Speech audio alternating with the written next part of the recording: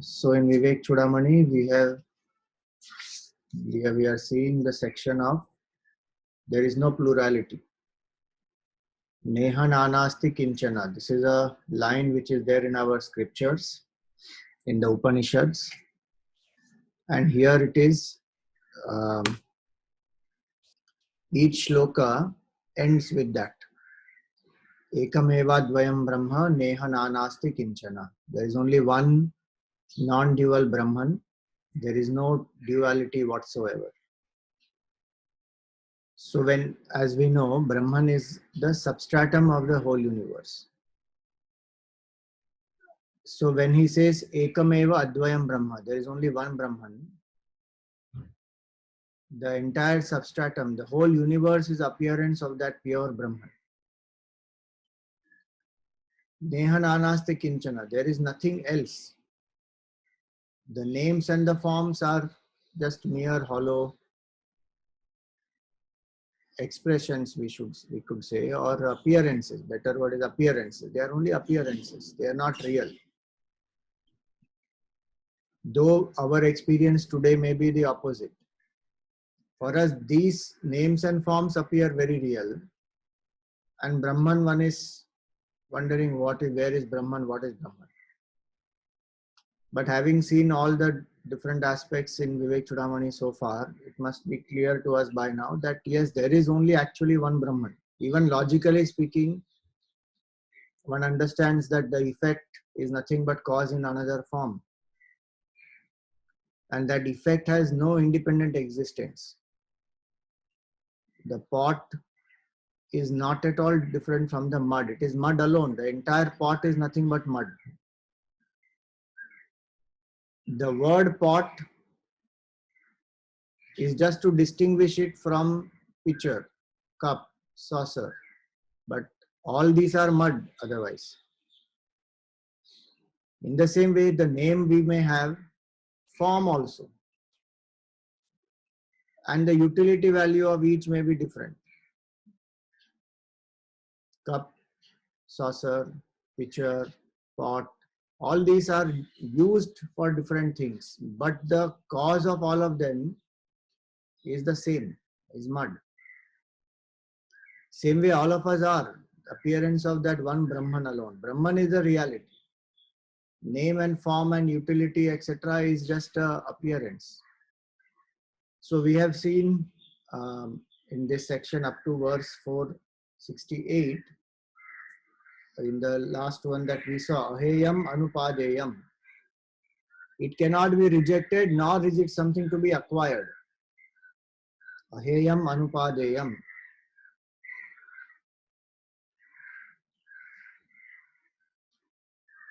Anadheyam Anashrayam. So it is not the Adhar of anything else, nor the Ashraya.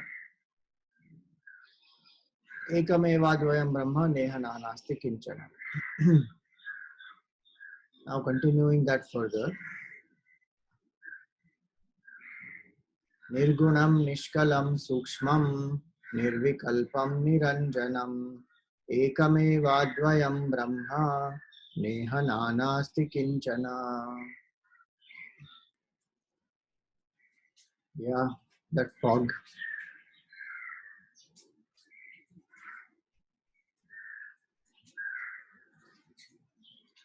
Anyway, it's an appearance. I don't know from where it is.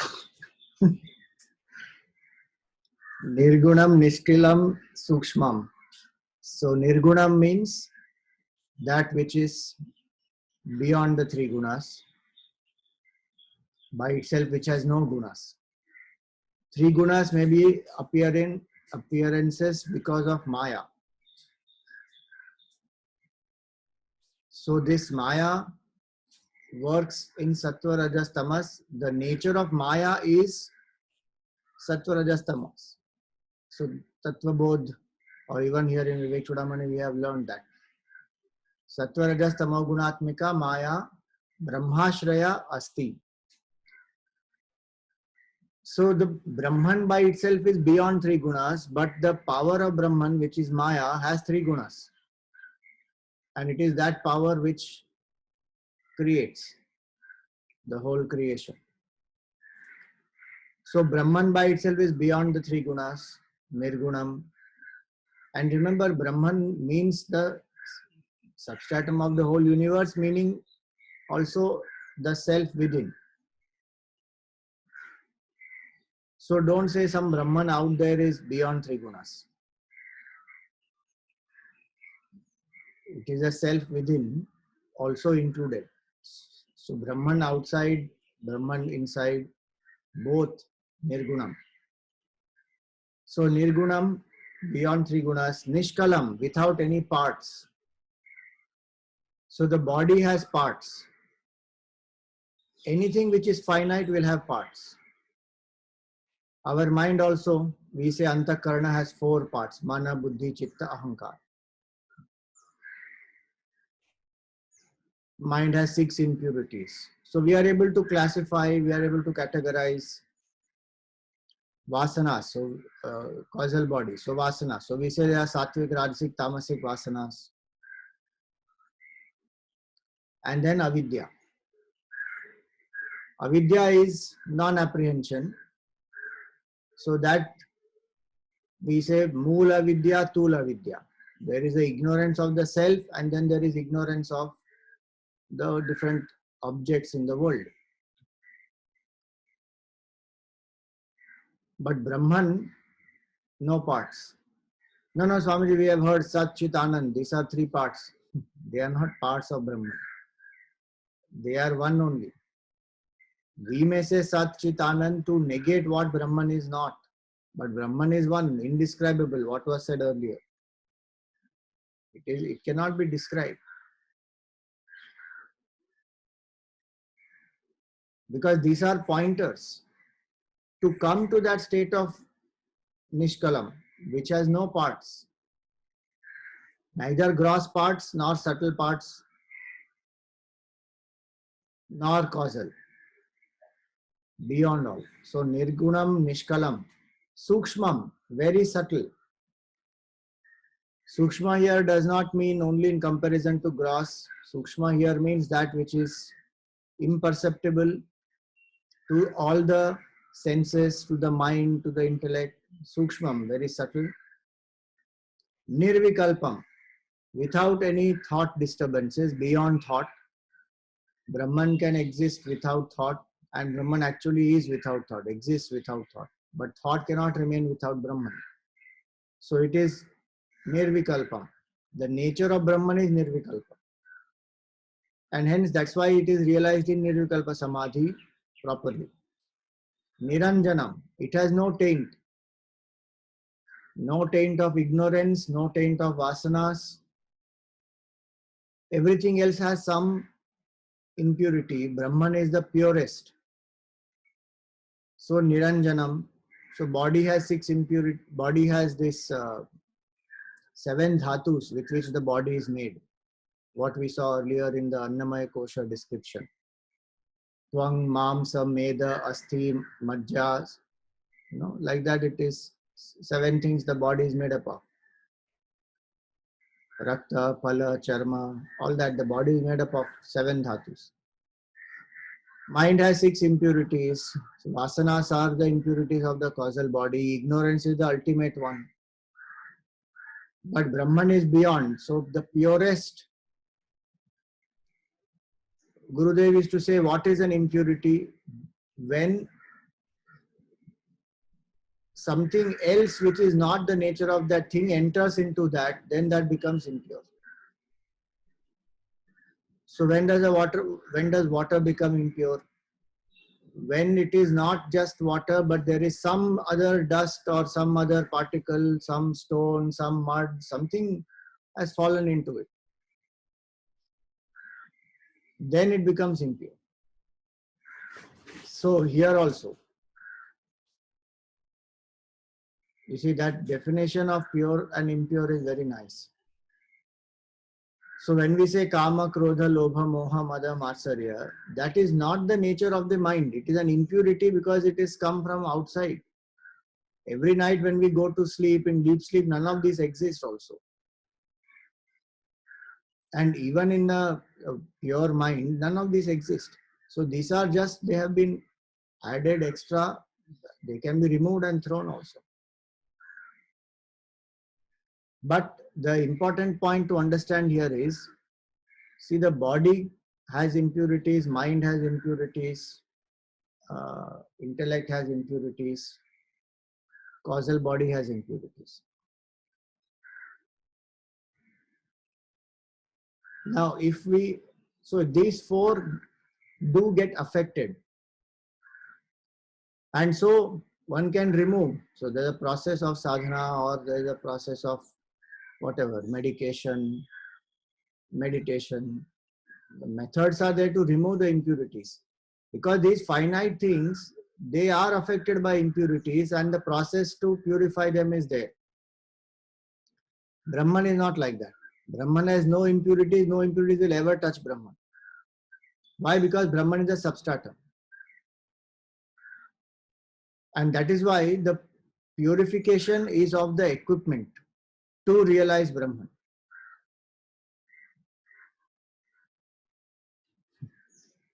The screen has come back to its purity. Suddenly what happened, I don't know. Fog or something, impurity was there. Now it has gone back. Now screen is back to its purity. So anyway, Brahman is not like that. It has become impure, now purify the process. Purified by some process. No, Brahman is a substratum. So that substratum never becomes affected by anything superimposed. Superimposition may have these gradations.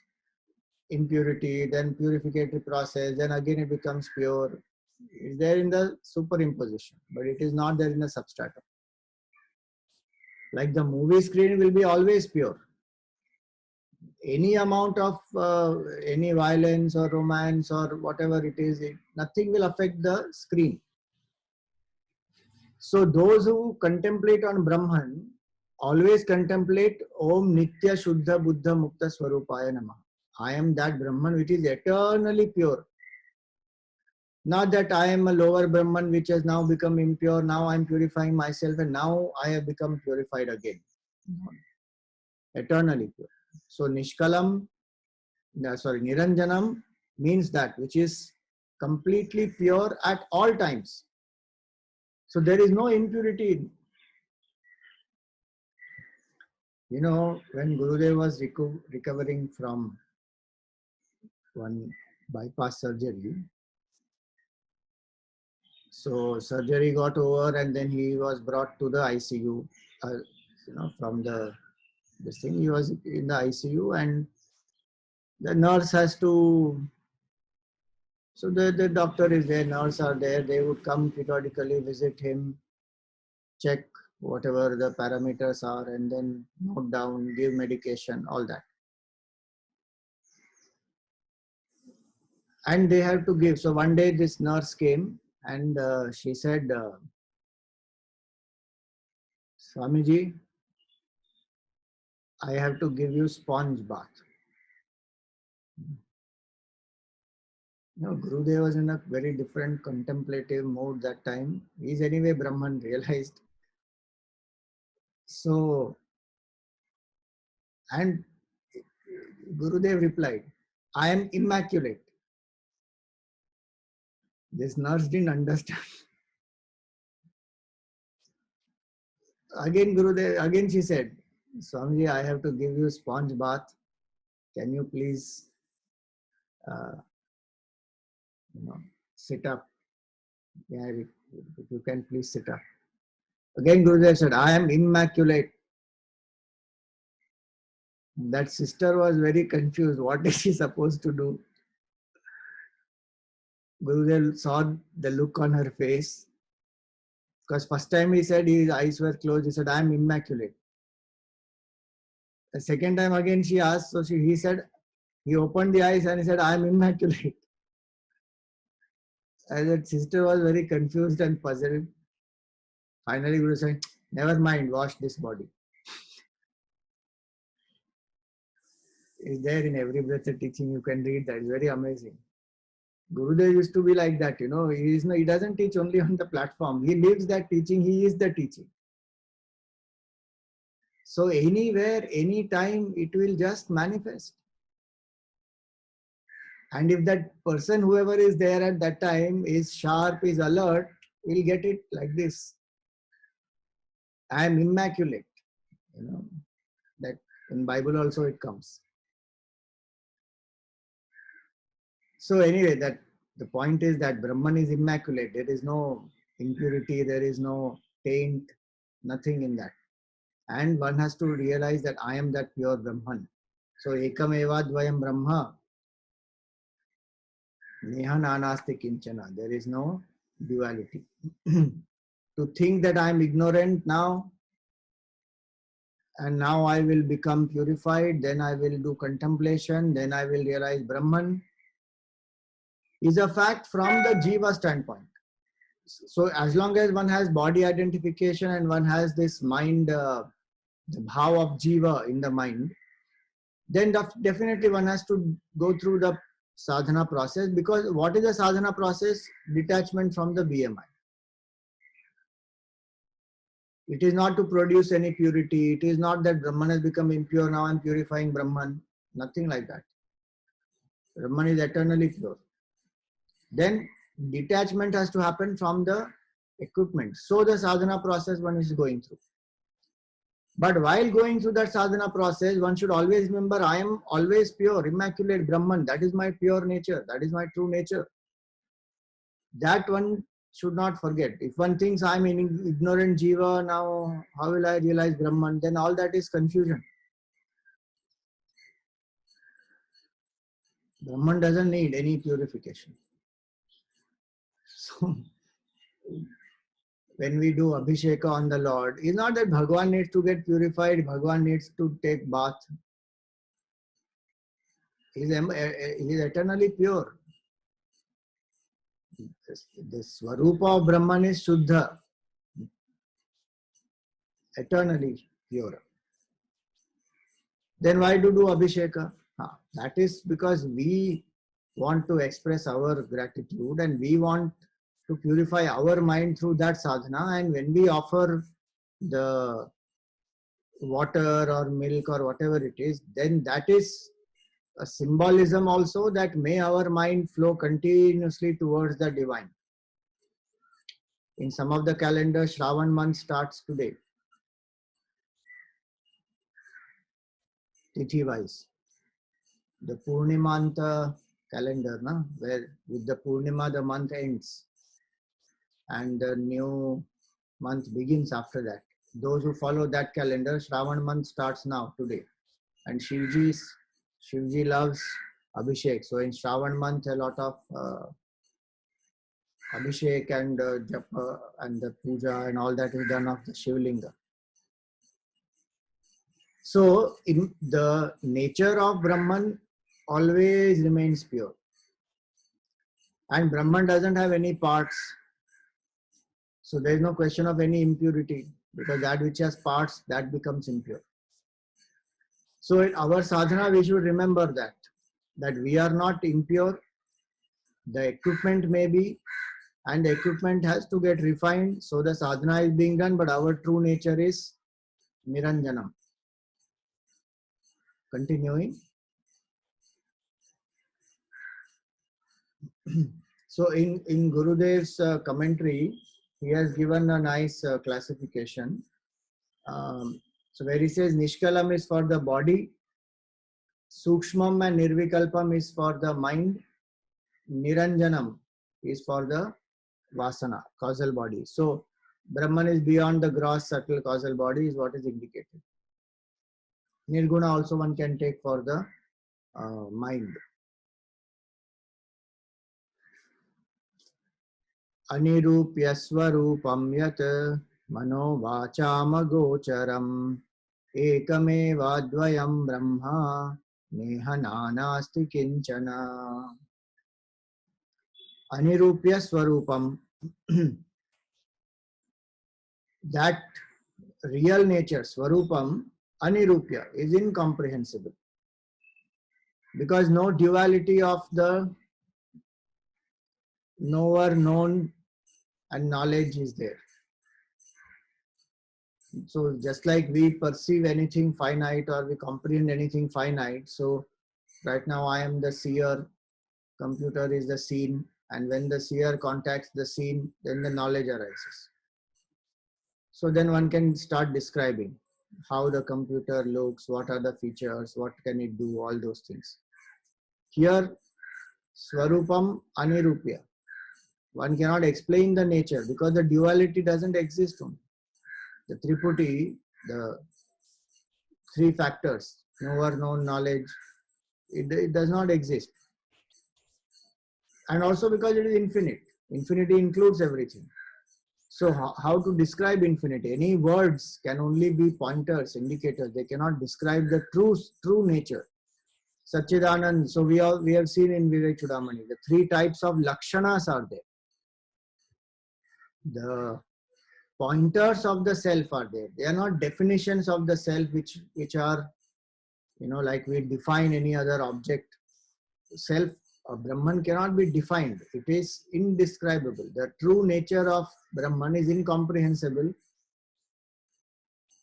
So we have seen Tatastha Lakshana, Swarupa Lakshana, Atadvyavritti Lakshana. Now when we say Brahman is the substratum of the whole universe, then that is called Tatastha Lakshana. That using the universe, we are saying Brahman is the substratum of the universe. So Brahman is indicated through the universe. Then Swarupa Lakshana is Satyam Jnanam Anantam Brahma. The nature of Brahman is Satyam Jnanam Anantam or Sat Chit Anand. Again, those are pointers to negate that it is not non-existence, it is not inert, it is not dullness. That existence, consciousness, bliss, these are words. They are not really describing or defining Brahman. So it cannot be comprehended or expressed or explained. And Atadvyavritti Lakshana means to negate what it is not. So what we just saw, the previous shloka is Atadvyavritti Lakshana. Nirguna, Nirvikalpa, Niranjana, Nishkala, all these. That it is not, it will negate whatever it is not. So when he says here, Anirupya Swarupam, the real nature of this Brahman is incomprehensible. Because the comprehender, the entity has to dissolve. The salt doll can never know the depth of the ocean because salt doll ceases to exist. It just becomes one with the ocean. Same way here. Anirupya Swarupam Yat. Manovacham Agocharam. It is beyond the mind and the speech. So the mind cannot know it because it is not a mind works in the realm of thoughts. Thoughts come, thoughts go. And every thought is very momentary and every thought is illumined by consciousness. An object illumined by consciousness is thought. So without consciousness, thought has no existence. So how can thought try to envelope consciousness? That because of which it exists. It cannot know that. Because of which it has the power to feel, to think. It cannot know that. So it is Mano Agocharam and Vak Agocharam. How much ever one speaks about it, one can never explain so much. The explanation will always fall short.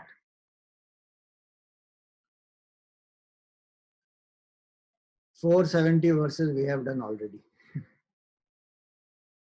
And there can be volumes written on the nature of Brahman. Brahma Sutra, when we see 555 Brahma Sutras, 550 plus Brahma Sutras are there. Only on 4 sutras, Chatussutri, there are 2 thick, big volumes explaining the Bhashya of Shankaracharya on only 4 sutras. These thick books, 2 books. Imagine all 555 sutras. One huge collection of books it will be. And still after all that, one would not have described Brahman adequately. Mano vacham hagocharam. Even simpler example, if you want to take Ramayana, how many versions of Ramayana are there? How many poets have written? How many languages it has been written? Across time, many people have written. And if you take a whole room can be filled with all different types of Ramayans which are available, and still it will not be enough to describe what is the glory of Bhagavan Ram. So I'm saying even Sagun Sakar also, if we have to describe, the avatar also is indescribable. Then what to talk about Brahman? Definitely it is same Brahman only who is manifesting here. So Mano Vacham Agocharam. So what does this mean? Should we not describe? We should describe to purify our speech. We should think of Brahman with our mind to purify our mind. But we should always know that Brahman is not an object of mind's grasp, nor is it that we go on talking about it, then we realize. Then how to realize? Only by transcending mind and speech.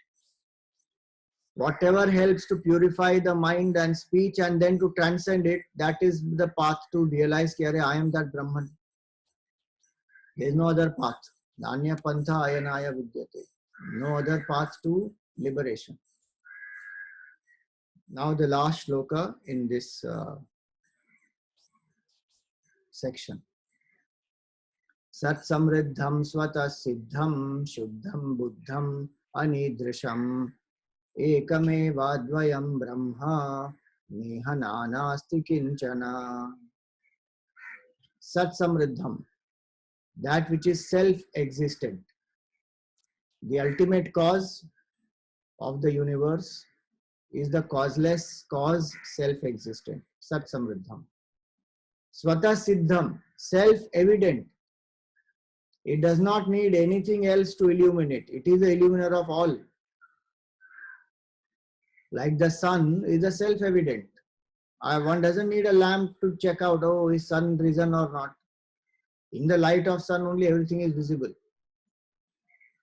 In the same way, in the light of pure consciousness, everything is visible. That pure consciousness is self-shining. So what does that mean? One doesn't have to do sadhana to produce Brahman. Sadhana is to eliminate the avarana, the covering. Brahman shines forth, like the Atma Bodh example, Megha Paye Amshumaniva.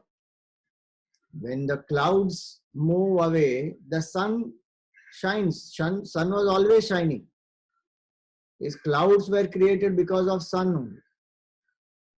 And these clouds appear to cover the sun when they can actually not cover the sun. So for us it appears like that from the ground because we are seeing it from the earth. So it appears that the clouds are covering the sun. Or like the eclipse, the solar eclipse which went recently. It's an amazing phenomenon. It exists only for us on the earth. The sun, moon don't know anything. Because they are going around according to their cycle of rotation, revolution, whatever all that is. They are going. But we are standing on the earth and we will see amazingly, this ball of sun is there and then this moon as though comes in between. So it looks as though the sun is being eaten away. And then the ring of fire will come. And then the whole process, it gets over. Again the sun shines. Full time the sun was shining all the time. But we are standing on the earth, so we think that it is in the same way here. Swata Siddham. There is nothing else required to illumine that. So when people ask, how will I know I have realized the truth? How will you know you have realized the truth? Meaning you are the truth already. When you wake up, you know. That's it. How would you know you woke up? You woke up. That's all. Do you need any other means? Sometimes in the movie they will show, you pinch and see, oh, it is real.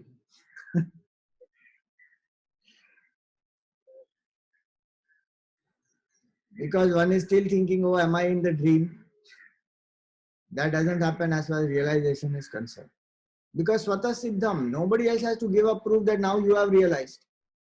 Or it's not an event that I have to check, did this happen? Oh, if this has happened, then that means I have realized. No, one will know I am, because the nature is Swata Siddham.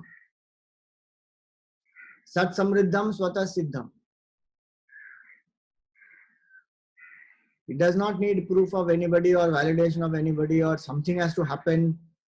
Nothing has to happen. No, but then we say Samadhi Avastha, if you go, then only you realize. See, that is the process, part of the process.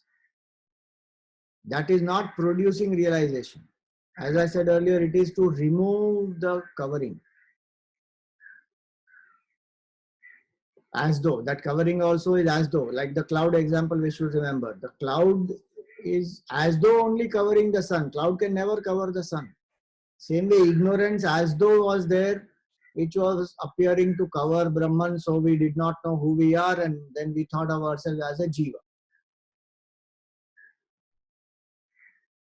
And the Nirvikalpa Samadhi is to destroy that avidya. By steady contemplation, one gets absorbed in that state, avidya gets destroyed. So it is Swata Siddham. When avidya gets destroyed, what happens? What is there reveals itself because it is consciousness. One doesn't need any other means.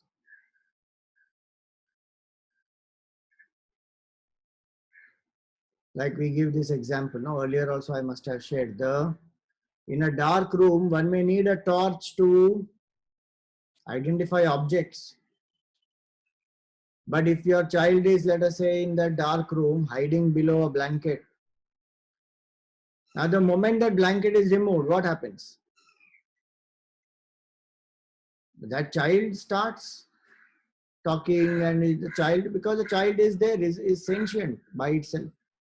One doesn't have to use any other means to know that is the child there or not there.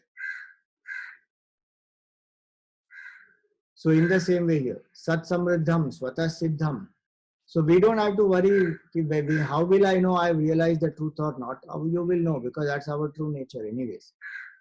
Sat Samriddham, Swata Siddham, Shuddham, purest, Buddham, illumined, pure intelligence, consciousness, Anidrisham. It is not like anything which is comparable to anything which is finite. It is incomparable, Anidrisham. Because it is infinite and infinity can only be one. Ekameva dvayam brahma neha nanasti kinchana. So now, having said all this, the Guru as though is summarizing how do you realize this as one's own self. So some parts of sadhana also will come here now. 472. Nirastaraga vinirasta bhogaha shanta sudanta yatayo mahantaha Vijnaya tattvam parametadante prapta param nirvritim yogat. So he says, nirastaragaha, one whose attachment one has dropped all attachment, nirastaragaha. Vinirasta bhogaha, all this bhoga vritti which is there, one has given up. Shantaha, extremely peaceful. Sudantaha, who have controlled their senses, they have mastered their senses. Yatayaha, they live in self-control and they are putting their efforts. Mahantaha, these great renunciates and these great seekers, these are the qualities which earlier we have learned as Vivek, Vairagya, Shatka, Sampatti, Mumukshutvam. They are the similar, just the words are different. So when attachments have been dropped, the craving for bhoga, sense gratification, enjoyment, that has been dropped. Senses are in control, mind has become quietened by bhakti, and one is living in self-control. Such people, Vijnaya Tattvam, they realize this essence, meaning they realize the pure consciousness as the self, Parametadante, and at the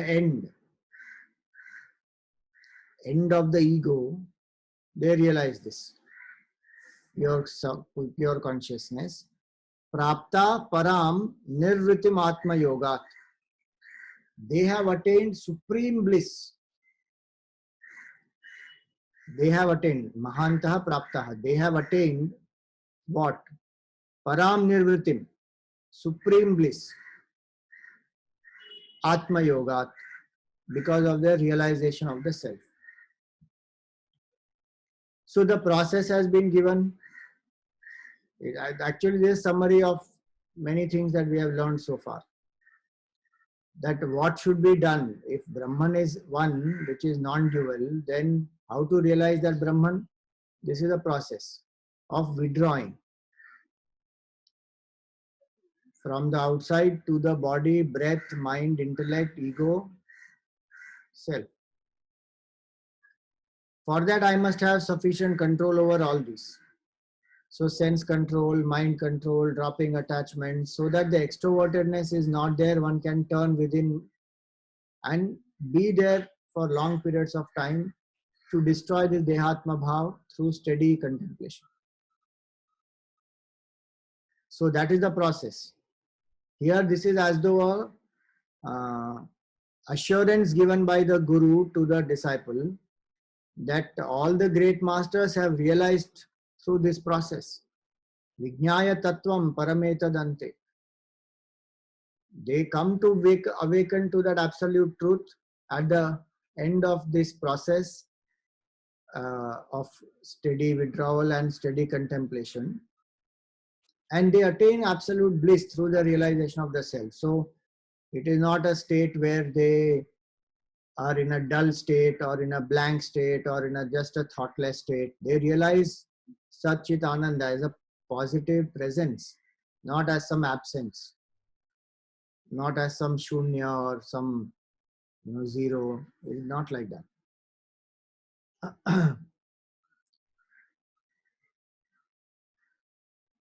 See here, if you see in the commentary of Gurudev, this Parameta Dante, in that what Gurudev has said is,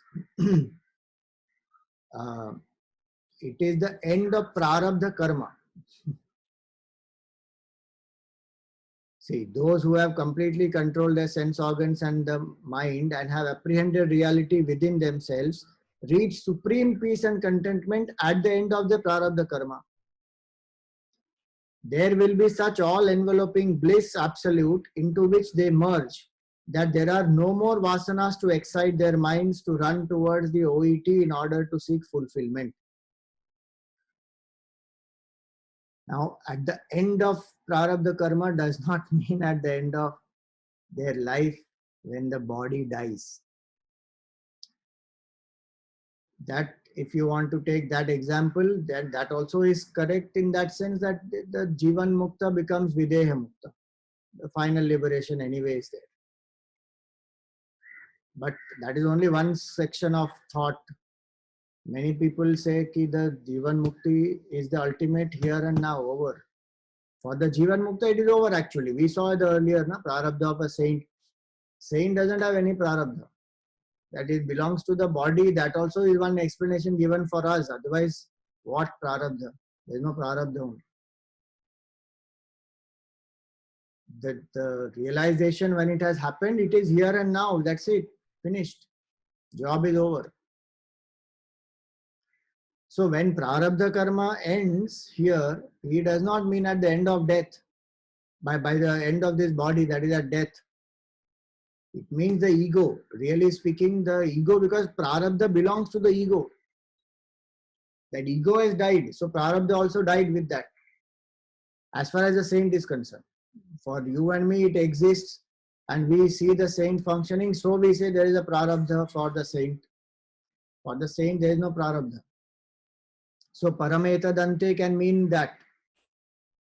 In a simpler meaning is what we have said at the end of the ego. But even if this interpretation of prarabdha is taken, then we should take prarabdha from the standpoint of the saint, that there is no prarabdha for the saint. So it is the same thing. The end of the ego is realization. Body hangs on. Literally it hangs on. Like that example given now of the garland on the neck of the cow. It makes no difference to the cow. Whether it is there or it falls down, what difference it makes? So this is the process and this is the result. So sadhana process is given, the result also is given in 471. Why did the Guru give that? Because now the Guru is saying, you also follow this and now you realize. Because the disciple came asking that. Don't forget that 49th verse. Konama bandha kathamesha agata katham prajishthasya katham vimoksha. How to get moksha from this bandhan? All this the Guru explained. Osavanatma paramakka atma. What is atma? What is anatma? And how to discriminate. Tayor viveka kathameta duchyatam. That was said. So this is the process the Guru is again reminding. So now you follow this process and you will be liberated. Katham vimoksha is asked. How will I get liberated from this sense of finitude that is suffocating me? How to get out of that? That's what he said. So the next shloka he explains that 473. Bhavanapidam paratatvamatmanaha Swarupamananda ghanam vicharya Vidhuya moham swamana prakalpitam Mukta kritartho bhavatu prabuddhaha. Bhavanapi idam. You also. Idam meaning follow this process. Paramatma paratattvamatmanaha. The supreme self. The pure consciousness which is your nature. Swarupam ananda ghanam, which is of the nature of mass of bliss as though, which is your nature, Swarupa. Vicharya means steadily contemplate on the pure consciousness, which is an abode of bliss, which is the supreme reality. And with that steady contemplation. So what does that mean? Through steady, when can a person do steady contemplation? When all those earlier qualities are there. What was given? All raga is gone, bhoga sakti is gone, senses are controlled, mind is quiet. All those. Having cultivated these qualities, now you contemplate steadily on the nature of the self, vidhuya moham, and destroy this delusion that you are this body, mind, intellect and the jiva. Vidhuya moha. Swamana prakalpitam. Because this moha is created by your own mind. It is not real. Like the dream is projected by the waker's mind only. It's not real. So he says, you only have created. So that is a good thing in one way. That because it is projection of our own mind, we can end it. Whenever we want, we can end it. If it was something else, we don't have a control over it, then we have to keep waiting. He says, Swamana prakalpitam. It is a moha is in your own mind. So you can end it. How? By right knowledge. Moha goes when there is knowledge. Mukta kritartho bhavatu prabuddha. And you become free. You become fulfilled. Kritartha. What has to be achieved? That purushartha is finally achieved. Moksha purushartha. So that is fulfillment. That in this life, having got a human birth now, I have fulfilled. Lives of evolution has got fulfilled now.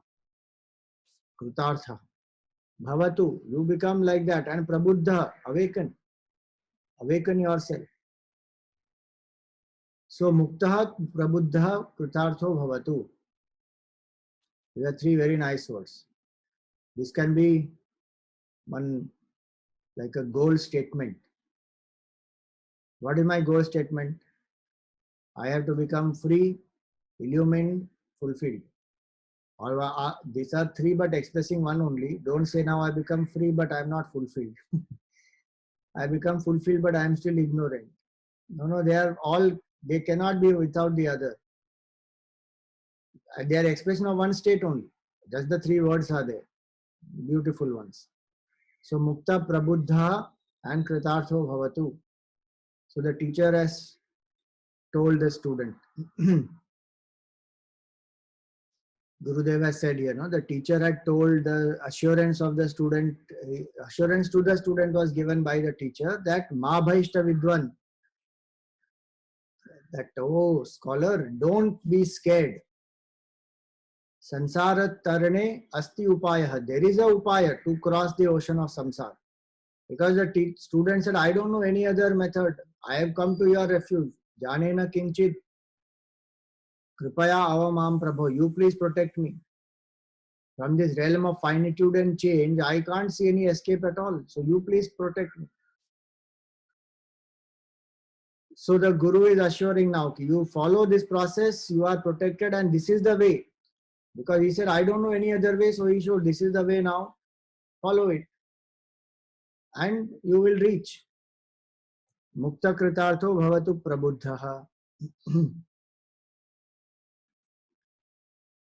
Now he details that little more. The earlier shloka, he gave the preparation and, the indication of contemplation. The next one, he says very clearly about samadhi, saying that is the direct means. So when we don't see how to realize God or how to realize the self, what is the way to realize the changeless? Externally, everything is changing. This BMI is also changing. So how to realize the changeless? How to transcend the attachment to BMI? That process was given. When I start doing that process of purifying the BMI, unifying it, then comes transcendence. How to transcend? Samadhi. 474. Samadhina sadhu vinischalatmana pashyatma tattvam sfuta bodha chakshusha nissamshayam samyagavekshitas chet shruta padartho na punarvikalpyate. Pashyati atma tattvam sfuta bodha chakshusha. You see the self, as though meaning you perceive the self very clearly. How? Samadhina. Through samadhi you can perceive the self clearly. Sadhu vinischalatmana. Oh sadhu, with a vinischalatmana, meaning with a firm, unshaken mind. Realize that. Where it has become still. No thought disturbance is there. That quiet mind which gets absorbed is Savikalpa Samadhi, and when the Triputi is gone, meditation, meditated, gone. That is a Samadhi Avastha. Pashyati Atma Tattvam. You see this Atma Tattva. Sfuta Bodha Chakshusha. Clearly you will experience that. Nissamshayam. Samyag Avekshitas Chet. So without any trace of doubt. Shuta Padartho. If one has, if one has understood properly what the scripture is saying, Shruta Padartho, Nissamshayam Samyag Avekshitas Chet. So if one has understood the Shastra properly, without a trace of doubt, what will happen? Without any skepticism, one will realize the absolute self. Because the skepticism always remains. Does the self really exist? Or will it be just a blank? Beyond body, mind, intellect, what is there? I don't think there's anything called self. Some part of the mind will always have that skepticism. He says, beyond all skepticism, if you have understood the Shastra properly, the Samadhi is that which will dispel all doubts. Because one comes face to face with that self, one realizes I am that pure consciousness. So there is no question of any skepticism remaining then. That person will realize. So no matter how much I study, how much logic I use, or how much reasoning I may give, or even scriptural proofs I may take, or even I see in the lives of great masters, what is their experience? Till I don't experience Samadhi, for me there still will be duality which is real, and there will be skepticism.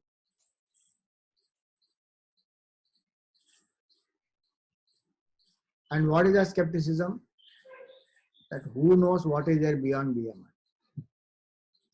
That completely goes when this mind has become still, absorbed in Samadhi. One is experiencing I am Brahman, full stop. I am just using words, but that cannot be explained in words. Earlier it was said, Mano Vacha Magocharam. So this is the path. The teacher says, this is the way you will realize. So now start putting effort to do that. And what praman which one has used earlier, there are three pramanas which we generally use are Shruti, Yukti, Anubhuti. The time-tested knowledge of the scriptures, then logical reasoning, and experiential proof. So if something is proved by all these three, then that has to be real. Now, Shruti one has been studying, and through that one comes to know the logic also, why we say the self exists, why God exists. Experiential proof is given in the scriptures also, and we also experience when the examples are given about deep sleep or about absorption in the work that we are doing, or in the state of true love. Those examples are there, but they are a glimpse to give us an understanding that yes, there is a existence of pure consciousness. Abidance comes through Samadhi. So one more shloka we will take for today is 475. Swasya vidya bandha sambandha mokshat satya jnanananda rupatma labdhau shastram yuktir deshikokti pramanam chanta siddha swanubhuti pramanam. So swasya avidya bandha sambandha mokshat. When one's association with avidya, one is freed from that association, meaning when ignorance is destroyed through this right perception, that is moksha. Satya Jnana Ananda Rupam Atma Labdhav, and one has discovered that Satya, Jnana and Ananta, Satchidananda Swarup Atma.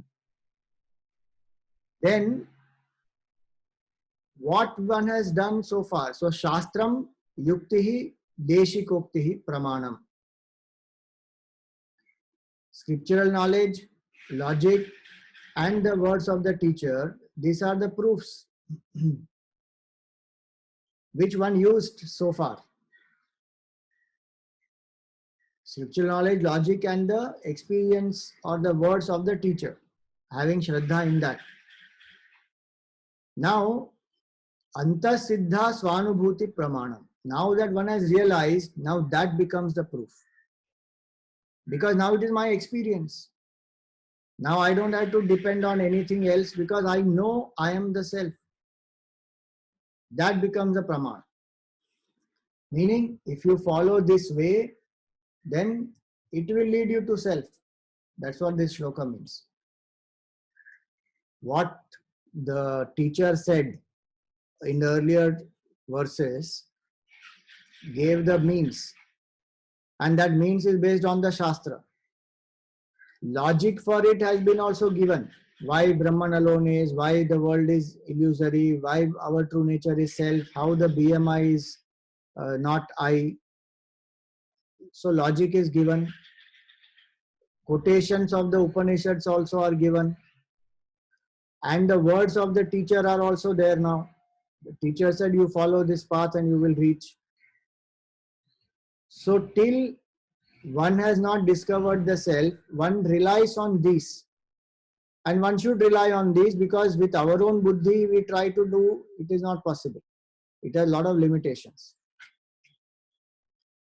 So one relies on these as praman. Praman means a valid means of knowledge. So I should really check my praman.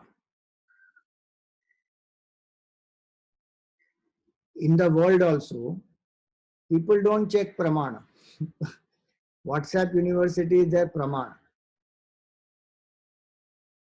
They don't ask, they don't question, they don't verify. As soon as they receive something, forward, gone. How much rumors it creates. So which is a valid means? Where do I get authentic information? I have to choose. So one depends on Shastra, the Shruti and the Yukti and then the Deshikokti.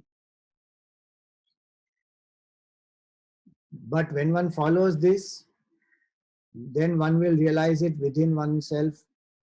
Then that experience, that abidance in the self, now that becomes the Praman. Shruti Yukti Anubhuti is like the ladder which one used to go up. Now having gone up, one has reached the goal. So for today, that is where we will stop. Om Purnamada Purnamidam Purnat Purnamudachyate Purnasya Purnamadaya Purnameva Vashishyate. Om Shanti Shanti Shanti. Hari Om Shri Guru Bhyo Namaha. Hari Om.